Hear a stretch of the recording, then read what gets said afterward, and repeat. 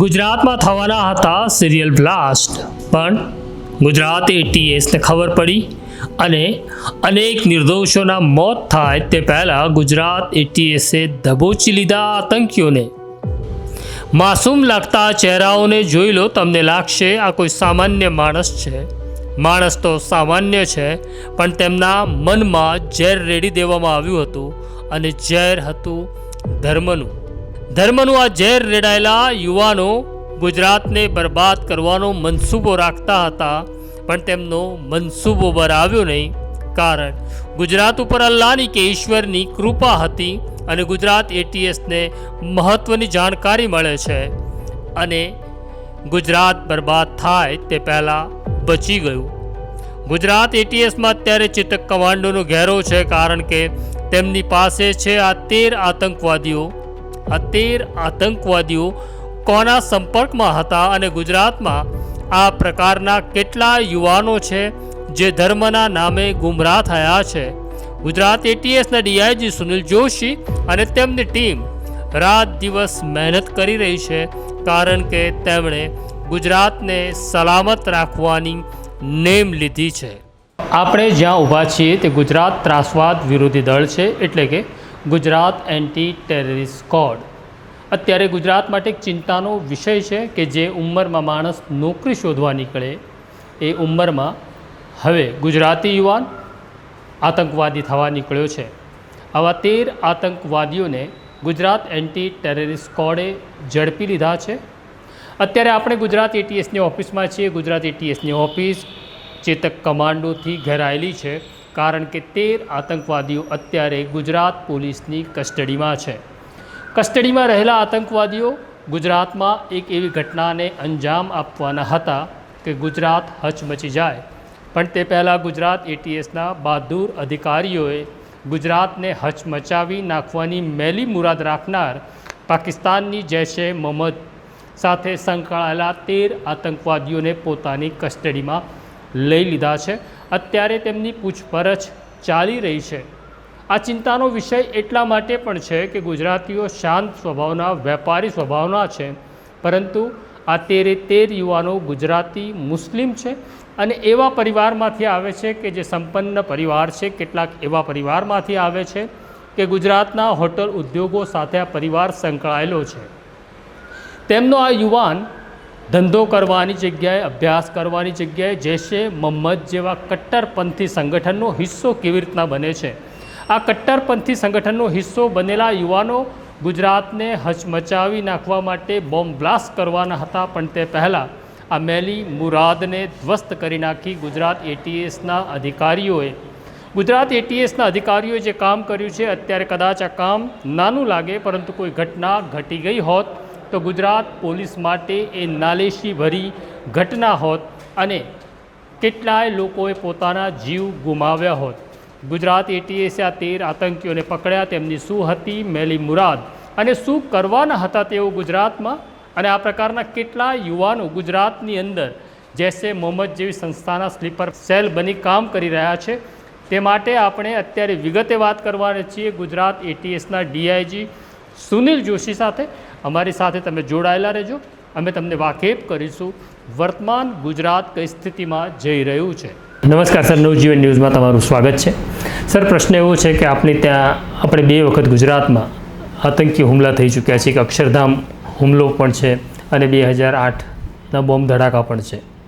આ વખતે ગુજરાત એટીએસનું એક એવું મોટું ઓપરેશન છે કે કોઈ ઘટનાને અંજામ અપાય એ પહેલાં ગુજરાત એટીએસે અત્યાર સુધી જૈશે મોહમ્મદ સાથે સીધા કે આડકતરી રીતે સંકળાયેલા 13 લોકોને પકડ્યા એવો એટીએસનો દાવો છે. તો સર, સામાન્ય રીતના પોલીસ કામ કરે છે એના કરતાં જરા ગુજરાત એટીએસનું કે એટીએસની એજન્સીનું કામ અલગ પ્રકારનું હોય છે. તો તમે આ જે આરોપીઓ છે જે આવનાર ભવિષ્યમાં કે નજીકના ભવિષ્યમાં કંઈક કરવાના હતા, એની ઉપર કેટલા સમયથી નજર રાખી રહ્યા હતા? જો પ્રશાંતભાઈ, આપણે એટીએસની અંદર જે અમારું મૂળ જે ચાર્ટર છે એની અંદર ટેરરિઝમ સૌથી અગત્યનો, સૌથી મહત્ત્વપૂર્ણ આ જ મુદ્દો છે, અને એના ઉપર લગભગ 365 ડેઝ અમારી બધી ટીમ્સ અલગ અલગ ક્રાઇટેરિયા ઉપર ટાર્ગેટ બેઝ બનાવતી હોય છે કે આ લોકોને આપણે વર્ક કરી શકાય, એના ઉપર સર્વેલન્સ માઉન્ટ કરી શકાય, અને એ કન્ટિન્યુઅસ ચાલતી એક પ્રોસેસ છે કે 365 દિવસ અહીંયા ATSમાં ચાલતી જ હોય છે. જેની અંદર આપણે ગુજરાતના અમુક કિસ્સાઓમાં ગુજરાત બહારથી પણ કોઈ એવા લોકો હોય જેનો ઇમ્પેક્ટ આપણે ગુજરાત ઉપર થઈ શકે, સેન્ટ્રલ એજન્સીઓ સાથે મળીને એ બધા ઇનપુટ ડેવલપ કરવા માટે પ્રયાસરત રહીએ છીએ. આ પર્ટિક્યુલર કેસમાં પણ અમે લગભગ 1-2 મહિના પહેલાંથી તો સ્પેસિફિકલી લાગી ગયા હતા કે જેમાં અમને ચોક્કસ આ બાતમી મળી હતી કે ભાઈ એ જે બનાસકાંઠાના પાટણના થોડા ઘણા છોકરાઓ છે જે કે જૈશ એ મોહમ્મદના કોઈક હેન્ડલર સાથે પણ સંકળાયેલા છે, એના લિટરેચરનો પ્રચાર પ્રસાર કરી રહ્યા છે, એ લોકોએ એની જે તંજીમ છે એને મજબૂત બનાવવા માટેના પ્રયાસો કરી રહ્યા છે. તો આ ચોક્કસ લગભગ 2 મહિનાથી તો અમે એના ઉપર કામ કરતા જ હતા. સર, હમણાં સુધીના જેટલા કે ટેરર મોડ્યુલ આપણે જોયા છે, અને ખાસ કરી ગુજરાતના ટેરર મોડ્યુલ જોયા છે, એમાં ગુજરાતી મુસ્લિમ યુવાનોની સંખ્યા બહુ નહીવત હતી અથવા ઓછી હતી.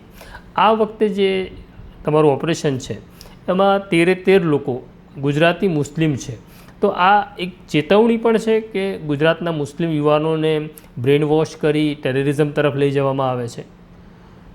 અમે આ રીતનો કંઈ સેપરેટ એનાલિસિસ નથી કર્યા કે ભાઈ અમારા કેસીસના આરોપીઓ કયા સ્ટેટના અને કઈ જગ્યાના હોય છે. અમારી પાસે એવા અગર લાસ્ટ 3-4 વર્ષની વાત કરીએ તો એવા કેસીસ થયેલા છે જેમાં કે અમે બાંગ્લાદેશથી JMBથી પ્રભાવિત આરોપીઓ હતા જે બાંગ્લાદેશી હતા, એને પકડ કરવામાં આવેલી હતી. અમુક કેસમાં કાશ્મીરથી હિજરત કરવા માંગતા કાશ્મીરી છોકરાઓની પણ અટક થઈ હતી. આમાં એક સુરતથી અમે એક લેડીને પકડ્યા હતા જે ગુજરાતી હતી. એ સિવાય આપણે વેસ્ટ બેંગોલથી રાજકોટમાં રહેતા આરોપીઓની પણ ધરપકડ કરી છે. એ જ રીતે સાયબર ટેરરિઝમમાં જે ખેડાથી આપણે કેસ કર્યા હતા એમાં 2 આરોપીઓ એ ગુજરાતી જ હતા, એની ધરપકડ કરી છે. આ રીતે કરીને ઘણા બધા કેસીસ પકડાયેલા છે જેમાં ગુજરાત બહારના પણ ગુજરાતના પણ લોકો પકડાયેલા છે. આ પર્ટિક્યુલર કેસમાં કારણ કે એ જે મોડ્યુલ છે એ એક પર્ટિક્યુલર એરિયામાં લિમિટેડ હતો, એ જે સિદ્ધપુર પાટણમાં અને બનાસકાંઠાના એના જે બોર્ડરિંગ વિલેજીસ હતા એમાંના અમુક છોકરાઓ જે કે એક સરખી માનસિકતા દર્શાવતા હતા અને કોઈ પણ કારણથી અમુક વખતે ભણતી વખતે અને પછી એકથી બીજાથી સંપર્ક થઈ ગયા. આ રીતે કરીને એક આનો નાનકડો એવો ગ્રુપ બની ગયો હતો. જ્યાં સુધી વાત છે કે ભાઈ આને સ્પેસિફિક તौर ઉપર કોઈએ રેડિકલાઇઝ કરી રહ્યો હોય તો આ પ્રોસેસ જે છે આ થોડી લાંબી છે. એ લોકોએ લાસ્ટ અમારે જે જાણવા મુજબ જે અમે મૌલવીને પકડ્યા છે જે ફોજાન નામ છે જેની ઉંમર 40 વર્ષ છે, આ મોડ્યુલમાં સૌથી મોટી ઉંમરનો જે માણસ છે, એ લગભગ લાસ્ટ 15 વર્ષથી આ રેડિકલ એક્ટિવિટીમાં ઇન્વોલ્વ છે.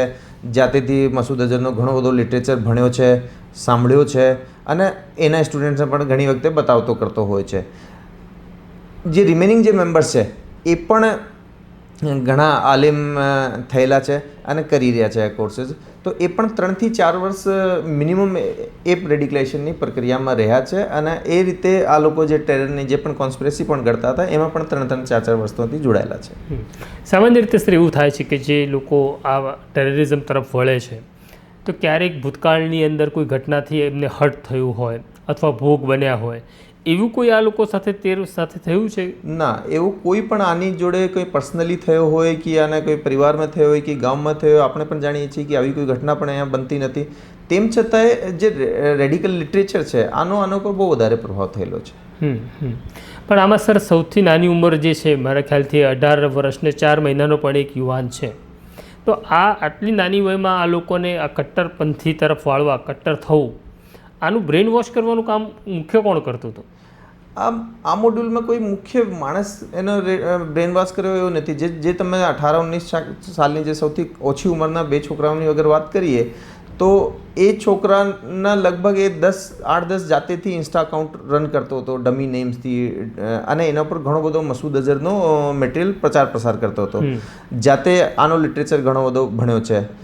આ જે સંગત છે જેની અંદર એ એટલા રેડિકલ એક્ટિવિટી તરફ પ્રવર્તિત થયા, એ તરફ મૂળ્યા, તો આની જોડે આ લગભગ 3-4 વર્ષથી એ સંગતમાં પણ હતો. તો એના લીધે એના ઉપર આ ઇમ્પેક્ટ થયો છે. કોઈ એક સિંગલ માણસ જે કે આનો બ્રેન વોશ કર્યો હોય એવું હાલ સુધી અમારી તપાસમાં નથી આવ્યું. ઇસ્લામ પ્રમાણે સર 2 પ્રકારના શિક્ષણ હોય છે, એક તો ધાર્મિક શિક્ષણ અને એક દુન્વી શિક્ષણ, જે આપણે ભણીએ સ્કૂલ કોલેજમાં. તો ધાર્મિક શિક્ષણ સાથે આ લોકોને રેડિકલ વધારે ઝડપથી કરી શકાય એવું કંઈક આ મૌલવીએ કર્યું હતું? એ જે મૌલવી છે એની મેન્ટેલિટી જાતેથી રેડિકલ હતી અને એના માટે એ જે સ્ટુડન્ટ્સ આના ક્લોઝ થતા હતા એ લોકોને આ મસૂદ અઝહરની કિતાબો વગેરે વાંચવા માટે પ્રોત્સાહિત જરૂર કરતો હતો. પણ અત્યારે સર એ લોકોએ અઝહદ મઝહૂરને વાંચ્યા કે એક પ્રકારનું રેડિકલાઇઝેશન એમનાની અંદર થયું, કટ્ટરપંથી લોકો થયા માનસિક રીતે, પણ એવી કોઈ પ્રવૃત્તિ પર આપણી નજર હતી કે જેનાથી આવનાર સમયમાં એ કોઈ સમૂહને નુકસાન કરી શકે? જો આ પ્રવૃત્તિ જે હતી આ ખાસ કરીને આ મોડ્યુલની એક્ટિવિટી હતી કે ભાઈ એ વિદેશી હેન્ડલર્સ જોડે પણ સંકળાયેલા હતા, આને કહેવા પ્રમાણે ઘણા બધા કામો કરતા હતા, ગાડી પરચેઝ કરી હતી, ઘર જોઈ રહ્યા હતા, બહારના માણસોથી મળતા હતા અને સાથે સાથે અહીંયા લોકલાઇઝ એ લોકોએ બ્લાસ્ટ વગેરેની પણ પ્રેક્ટિસ કરતા હતા. તો આ નિકટ ભવિષ્યમાં આ લોકોએ સૌથી પહેલાં એની એક્સપર્ટીઝ જે છે એ ડેવલપ જ કરી રહ્યા હતા અને એ શું કરી શકતા હતા નહીં કરી શકતા તે એના માટે અમે ચોક્કસ કાંઈ મતલબ રિઝલ્ટ આપણે એક્ઝેક્ટ નહીં કહી શકીએ કે શું કહેવા માંગતા હતા, પરંતુ હા આજે બ્લાસ્ટ કરવાનો વિચાર પણ આપણા આપમાં એ બહુ સિરિયસ વસ્તુ છે. તો એને લઈને અમે વિચારીએ છીએ કે ભાઈ આ જે છે મોડ્યુલ સમય ઉપર પકડાઈ ગયો. નહીં, પણ એક યુવાન છે એના પિતાએ પણ એવું કહ્યું કે મારો દીકરો કોઈક પ્રકારના બ્લાસ્ટ કરી રહ્યો તો એવું માનતા હતા કે ફટાકડાની પ્રેક્ટિસ છે, તો આ જે બ્લાસ્ટ કરવા માટેનું મટીરિયલ છે એ એમને ક્યાંથી મળ્યું હતું? જો એમાં જે 3-4 મટીરિયલ હતા એમાં અમુક કેમિકલ્સ એ ઓનલાઈન પરચેઝ કર્યા હતા અને અમુક કેમિકલ એ લોકલ સિદ્ધપુર વગેરેના માર્કેટથી પરચેઝ કર્યા હતા. આ જે કેમિકલ્સ છે જુદી જુદી અગર એને પરચેઝ કરીએ તો એ ઇઝીલી અવેલેબિલિટી એની થઈ જાય છે, ખુલ્લા બજારમાં મળે છે. હા, એ અવેલેબિલિટી આની માર્કેટમાં છે, પરંતુ એને ચોક્કસ અનુપાતમાં મળીને અને પછી એને ચોક્કસ પરિસ્થિતિમાં રાખીને ડેટોનેટ કરવાથી એ પર્ટિક્યુલર જે ગન પાવડર છે એ થોડો લો ઇન્ટેન્સિટી એક્સપ્લોસિવ છે.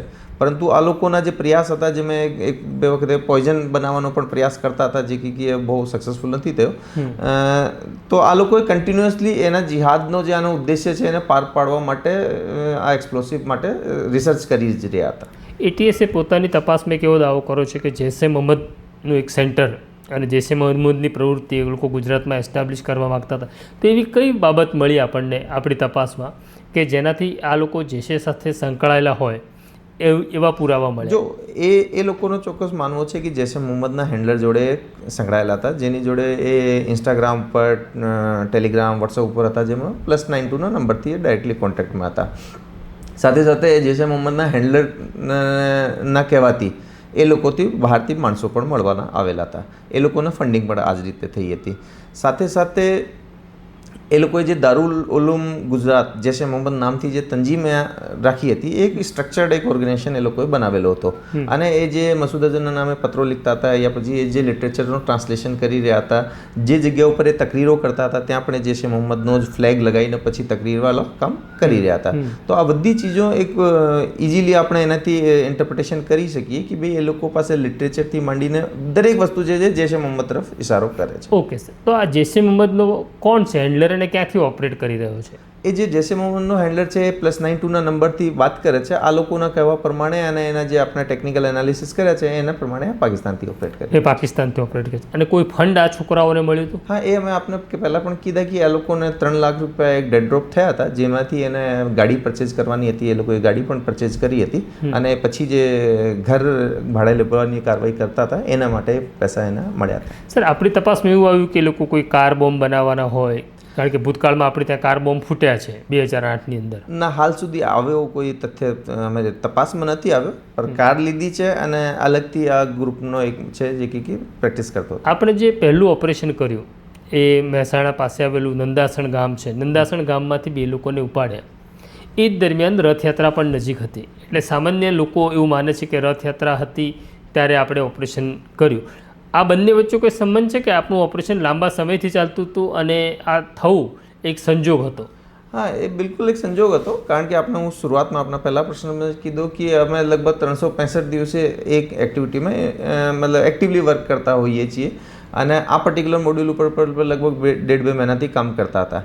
પરંતુ દરેક મોડ્યુલમાં દરેક આરોપી પકડાય એ લોકોના અમે ચોક્કસ અમને વિશ્વાસ હોય કે અમારો જે ઇનપુટ છે એ ખરેખર સાચો છે, એના માટે અમે હ્યુમન એન્ડ ટેકનિકલ એન્ડ પણ જનરેટ કરીએ, તો એ સમય ઉપર અમે કરીએ છીએ. એનો કંઈ રથયાત્રાના સમયથી એનો કંઈ લેવો દેવો નથી. સર, મેં ઘણા બધા મૌલવીઓ સાથે પણ વાત કરી આ ઘટના પછી, તો એમના માટે પણ આ ચિંતાનો વિષય છે કે એમની ત્યાં મદ્રેસામાં જે ભણવા બાળકો આવે છે એ પ્રત્યક્ષ કે પરોક્ષ રીતે આવા કોઈ વ્યક્તિના સંપર્કમાં છે કે નહીં, એમને જાણવું હોય તો એમણે કયા પ્રકારની તકેદારી રાખવી જોઈએ પોતાના બાળકો માટે? કારણ કે બધા જ મૌલવીઓ કંઈ આ પ્રકારની પ્રવૃત્તિમાં છે એવું પણ નથી, બધા જ મદ્રેસામાં આવું ચાલે છે એવું પણ નથી, પણ એમના માટે આ ચિંતાનો વિષય છે. જો મુસ્લિમ બાળકો આવી રીતના કોઈ અન્ય પ્રવૃત્તિમાં જતા રહે, ટેરરિઝમ સાથે સંકળાઈ જાય તો એની માટે આ લોકો પાસે ચોક્કસ તરીકા રહેતા જ હશે કે ભાઈ એ બહારનું શું સાહિત્ય વાંચી રહ્યા છે, ઓનલાઈન એ લોકો શું જોઈ રહ્યા છે. એ ઘણા બધા પેરામીટર્સ થઈ શકે જે આપણે ઘરમાં રહેતો બાળક હોય એ શું એક્ટિવિટી કરી રહ્યો છે એને શોધવાનું બહુ મુશ્કેલ નહીં હોય આના માટે. પણ આ જે 13 બાળકો છે સર, એના પરિવારમાં કોઈને ખબર હતી કે એના પરિવારથી એ લોકો ડિટેચ થઈ ગયા હતા, એવું કંઈ હતું? એ થોડોક અમારા માટે પણ તપાસનો વિષય છે કે ભાઈ હાલ એના પરિવારવાળાને કેટલા લેવલ સુધીની જાણકારી હતી, જાણકારી સાથે સાથે ઇન્વોલ્વમેન્ટ હતો કે નહીં, એ બધી અમારો પણ તપાસનો વિષય છે. પરંતુ આપણે જોશો તો કે બે આરોપીઓના એવા ગ્રુપ છે કે જે કે રિલેટિવ થાય છે. અહેમદ અને મુદસ્સિર ભાઈ છે, ઇબ્રાહિમાના મામા છે, અને એક જે છોકરો જે અમે ખડિયાસનથી દેવાસી લીધા એ બંને ભાઈઓ છે. તો પરિવારમાં એટલીસ્ટ ભાઈઓ સુધી તો આના લોકોને ખબર હતી. એક્સટેન્ડેડ ફેમિલીને કેટલી ખબર હતી એ બાબતે અમારી તપાસ થોડી ચાલુ છે. આ જે મોડ્યુલ પકડાયું છે સર, એને આપણે સ્લીપર સેલ કહીશું કે એક્ટિવ મોડ્યુલ કહીશું? એનો જે એક પોર્શન છે જેની અંદર એ લોકોએ બહારના એક ઓર્ગેનાઇઝેશન વતી કંઈક લોજિસ્ટિક સપોર્ટ પ્રોવાઈડ કરવાની કામગીરી કરતા હતા, તો એ પણ હાઉસ સ્લીપર કરતાં એક્ટિવ મોડમાં જ હતા. અને જે સેકન્ડ પોર્શન છે જેમાં એ બ્લાસ્ટની પ્રેક્ટિસ કરી રહ્યા હતા, તો એ તો કોઈ પણ ધોરણે સ્લીપર સેલ નહીં હોય. તો અત્યારે આપણે સર 13 પકડ્યા છે, પણ હજી પણ આ પ્રકારના યુવાનો ગુજરાતની અંદર હોય અને આ જેશે સાથે સંકળાયેલો હોય એવી શક્યતા કેટલી? નહીં, અમે શક્યતા એ રીતે કહેવાનો મારી માટે મુશ્કેલ હોય છે. અમે લોકો અમારા વર્ક કરતા જ રહીએ છીએ એ જેની અંદર કોઈ પણ ટેરર ઓર્ગેનાઇઝેશન હોય યા જાતિથી સેલ્ફ રેડિકલાઇઝ હોય એવા ઘણા બધા લોકો ઉપર જે સસ્પેક્ટ હોય એના ઉપર અમે કામ કરતા હોઈએ છીએ. અને એમાં પણ ગુજરાત પોલીસની અપ્રોચ જે ગ્રેડેડ રેસ્પોન્સની અપ્રોચ હોય છે કે ભાઈ બહુ શરૂઆતી ફેઝમાં હોય તો એના મેં અટકાયતી પગલાં કાઉન્સલિંગ લઈને પણ એના ઉપર કાર્યવાહી કરતા હોઈએ છીએ. તો એ દરેક મોડ્યુલ હોય, દરેક કોઈ ઓર્ગેનાઇઝેશન જૈશ એ મોહમ્મદ હોય કે લશ્કર હોય કે એલઈટી જેને કહીએ છીએ યા AQIS હોય, ISIS હોય, એના ઘણા બધા આપણે કેસીસ કર્યા છે. અને એ લોકો જોડે જે પણ એન્ટિટી અહીંયાથી કનેક્ટેડ હોય એના ઉપર અમે વર્ક કરતા રહીએ છીએ. સાહેબ, આ જે 13 લોકો પકડાયા એની તમે ઇન્ટ્રોગેટ પણ કર્યા છે, હવે પકડાયા પછી એમને કોઈ પસ્તાવો કે એવું છે? આ થોડોક એવો સોશિયોલોજીકલ ઇસ્યુ છે જેના બાબતે as such as a investigating agency અમને કંઈ કમેન્ટ નહીં કરવો જોઈએ, કારણ કે એ પછી આને કોર્ટમાં ઘણી બધી જગ્યાએ કામ લાગશે. હાલ અમે એને ફક્ત જે પ્રોફેશનલી એક ઇન્વેસ્ટિગેટિંગ એજન્સી તરીકે અમે એવિડન્સ કલેક્ટ કરવાની આ બધી કામગીરી કરી રહ્યા છીએ. Thank you sir. Thank you. વૈષ્ણવજન તો તેને કહીએ જે પીડ પરાઈ